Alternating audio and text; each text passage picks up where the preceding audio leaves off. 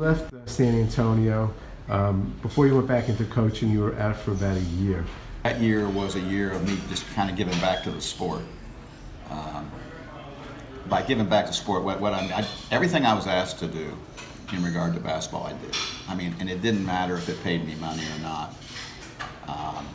It wasn't like I was looking like I was going to coach again, to be honest with you. I was kind of investing in, I have a lot of former players and former coaches that are coaching now.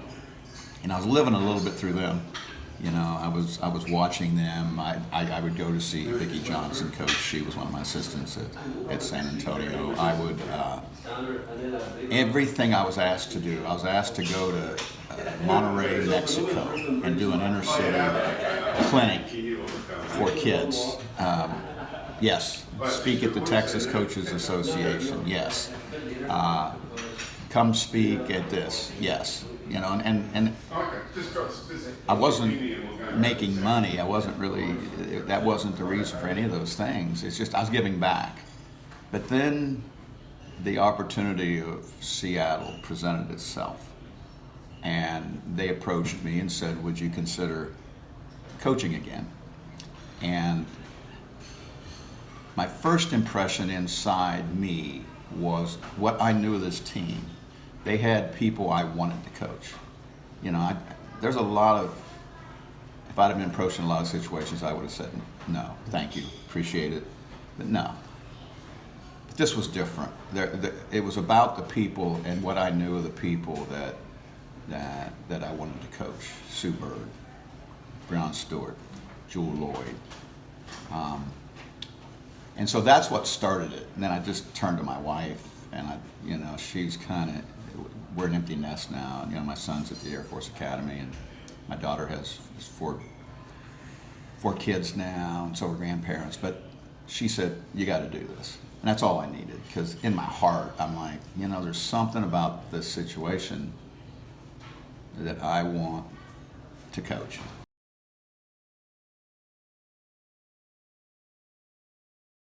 First thing I did was I got on the plane and met with Sue Bird, met with Jewel Lloyd, met with Breon Stewart. Sue's at a point in her career where she is very much like a coach on the floor. Her thinking is just about the game is so advanced. It's amazing. Now, I had experience with Becky Hammond, and so this kind of what was really helpful as I got to know Sue. It's just I knew Becky and coached Becky for 8 years, so I watched her kind of transform into this. I was coming into Sue's life later, but it was amazing to me the basketball knowledge that I just got from a couple conversations with Sue. She understood the game in a way that very few players can understand. And she knows players in her league, but what really impressed me more was her knowledge of the game. And it just blew me away. And I said, the only thing I said to her was, and I said, I'm going to rely on you a great deal, but there's going to be times where I'm going to do something that might not be exactly your thinking, and you got to deal with that. It's going to be very interesting what she does, down the road. And so I had that meeting. Next was Jewel Lloyd. I flew to Chicago. She was getting inducted into her high school Hall of Fame, or they were naming the court for her, one of the two things. So I flew there. I met her whole family, and Jewel picked me up and went to her high school. And it was great with her because what I got to know was how Jewel Lloyd was shaped. Great family, high school that really appreciated her, and all those kinds of things. And I began to get to know her in a way. Then, I was only home a couple more days, and I flew to Seattle to see Stewie. I had known Stewie a little bit from my time with USA Basketball, being on different committees, but we met, and then we went to lunch, and I have always had, there's a certain kind of feeling you get when you really feel strongly about a player. And I've always felt that about her. I felt that long before she ever was even in the WNBA. I thought, of these great ones out here, that's the one I'd like to coach. I mean, behind the scenes, I just felt that way. And when I talked to her, I could tell there's, this is a confident player that I thought could be the best in the world at some point. And but there also was from coming from me, looking at her, I thought, I think we could work well together. I mean, I think Dawn Staley, I saw a comment where she was talking about Stewie and I. She said they're kind of cut from the same cloth, which I take as a great compliment. We just started talking about what she could be, and I'm not great in situations of trying to use other people's as examples for great players. I said, Stewie, I want you to be the best version of you. I want other people to want to be you, on and off the court. That if I'm doing a good job with you, we're just bringing out the best version you are. There's no player out here that I want you to say, you're going to be like this. I wanted you to define that and be and let young women grow up, and even young men grow up, want to be like you. Let you be the standard. But that's what I remember from those conversations. But it was a good start. I thought the important thing for me in this situation was how quickly can we get to good. And I've been a builder my whole life. I've been a builder. You check wherever I've been. Normally I'm coming in with a team that had a losing record or not very good. And that was actually true in Seattle too. But there was a feeling that the expectation was, how quick can you get to a championship? I mean, that wasn't hidden from me. Wait, how important was that to you to win a championship? I mean, not in retrospect, but going into the situation. Was that something that was still burning in you? Yeah, it was burning in me. I'd have been okay with my career because people that know me know that really what probably drives me the most is relationships. But being a champion was important to me. My career would have had a little bit of a hole in it, and a career that I value a lot. I'd have been fine, but there would have been a little hole in that. And I think I was the one that took this job because I thought we could be championship caliber. Other people say it around you, that's very common. But it was important that I felt that way. When I looked at us, and I had rebuilt a lot, I was different in this one. I thought if I'm going to get to a point where we're championship caliber quick, then I don't need this dip where I change everything and then we adjust and then we come up. Because this situation called for me to evaluate what's kind of good about what we do and try to keep it intact, and to change what we needed to do better. But not to just say because somebody else had developed it or this was something that they could do together well. Don't discard that. Let's embrace that and then just change the things that need to be changed. Offensively, we were a good team. And I watched every game. I studied, I made notes on every single game the year before. Every single game. And I liked us offensively. And rather than come in and say, okay, here's our offensive package because that's where I'm comfortable. This was really different. I said, let's keep intact some things that are good, and let's add a few things that are mine. But let's see if we can evolve, because I had almost all the starters back. Right. Matter of fact, did. Sue Bird was huge in helping me kind of gather what they did. I had a view looking at film, but Sue Bird was the person that really helped architect the things that were common to the team. And that's hard for a coach, because you kind of want to go to the things that you're used to doing. There was chemistry. That's part of the reason I went back. Okay. Because I looked at the team and said, these are people, when you look at how I like to coach and being a good teammate, I thought they were. And I thought they had And what I found when I got there, and I didn't really know this right away, was their communication ability was off the charts. Really? Better than any Okay. group I had ever been around. I had never had a group communicate with each other that highly. Now, what we didn't do, we didn't have a toughness about us. Okay. You know, we would win games because we were really good offensively, but we didn't win our share of games where it was tough, where ball didn't go in the basket, you had to guard, those type of things, those grind games. Okay. Being tough to me is, okay, things aren't going well. You know, we're not driven by great offensive play. Okay. We have to be driven by our defense or by our effort or by our persistence. Gotcha. I didn't think we were strong in that area. Okay. I just didn't, you know. I wanted to win some games that were ugly, for lack of a better word. Because then all of a sudden, instead of winning 15 games, you start to win 20-some games. Okay. How about rebounding? It looks like the rebounding improved last. And that was Hughes. I just messaged that and messaged that and messaged that. I've had some really good defensive teams, but they were kind of built, their tendencies were built to be good defensively. Okay. That wasn't this one. This one was built to be good offensively. Offensively. So we had to have a system.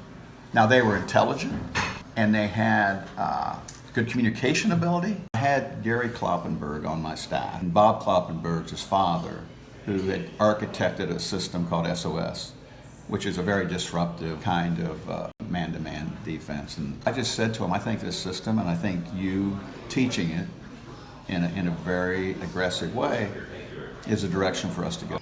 That was really different for me, because I look at the things on the defensive side. That's where I begin as a coach. That's probably my greatest strength. So delegating that was a big deal. That was a big deal. Okay. But I thought it was the right decision based on our personnel, not the right decision for Dan Hughes, because I had to learn what we were doing right along with him. I thought of the people who've heavily influenced me that are coaches, long-term coaches. Pat Summitt, Greg Popovich, Gino Auriemma, people like that. As I studied them as they went through the ages I was at, they were always open to a better way. They were always open to that. It was literally amazing. And I thought, okay, now I'm going to be tested here, because this is not my strength just for what I've done for 15 years or 17 years, whatever it was. But it was a good decision, because it empowered Gary to be really, really pivotal in what we were doing. It allowed us to take a system and match it to what I thought. I think I did a decent job of studying the team on tape and knowing that this is something that we could do. Can you elaborate a little bit on the SOS system? Can you talk a little bit about that? Oh yeah, Bob Kloppenberg, and there's a lot of books, had been with George Karl and a lot of different places, and he developed a system in the NBA that was very disruptive. You know, it involved a lot of double teams and heavy congestion on the strong side, and double teams in the backcourt and the everywhere. midcourt. Okay. On the strong side, like if you go to the post, there's a lot of double teams. If there's pick and rolls, there's a lot of double teams. If there's an isolation, you're rotating a second player to it. And then you had to rotate out of that and go play. And I think it was an interesting blend, because I'm a little more traditional, a little more like, okay, we're just going to match you up and guard you. So it was an interesting blend, but Gary really had a hybrid of his father's system. And it really fit what we're doing. And I gave him a lot of, he coaches. He doesn't just advise me. I mean, he coaches. I try to blend in with him a little bit in the system to make it kind of work. But I said, listen, I'm going to give you time every day in practice. You're going to drive. You're going to be the voice. You're going to do all these things. And he's just done a masterful job. But that system is very disruptive, very disruptive. And what we needed to shore up a little bit was being able to rebound out of it, being able to rotate out of it. But I had such a really smart and good communicative group. They problem solved on the court, and we just got better and better.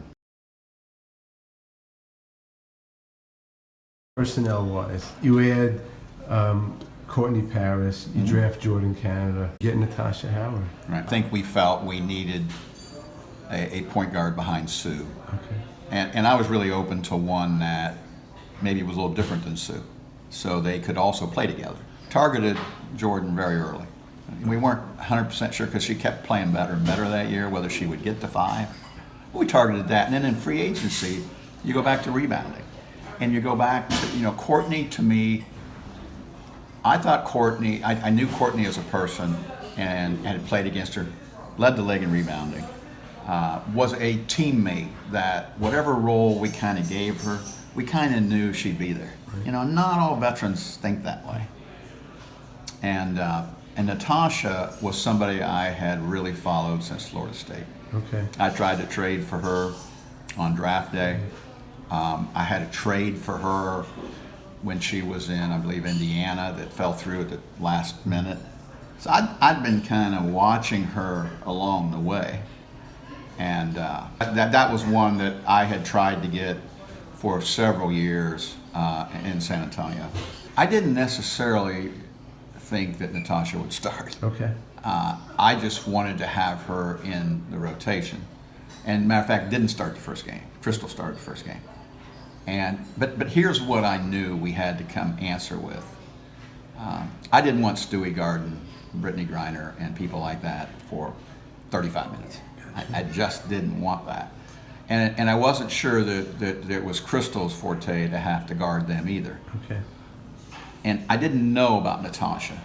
I needed to spend time with her. But what I saw very early was that she probably had the chance to guard those physical 5s. And that she also impacted our rebounding. And she impacted our athletic nature.